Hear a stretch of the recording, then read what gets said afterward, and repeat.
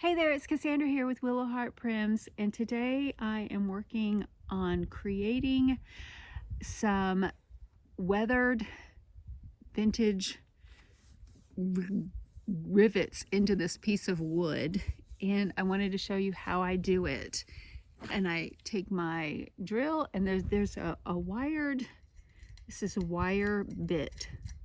And you're going to want to clamp your piece of wood down, because if you don't, you will get some kickback and you might hurt yourself. So then all you're going to do is you're just going to, I put it on the reverse, and you just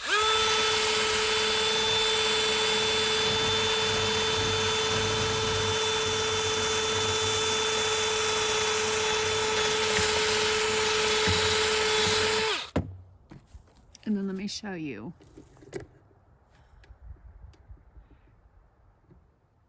And then when you go to add your stain, it will get into those grooves there, and it will give it that weathered, worn, vintage look.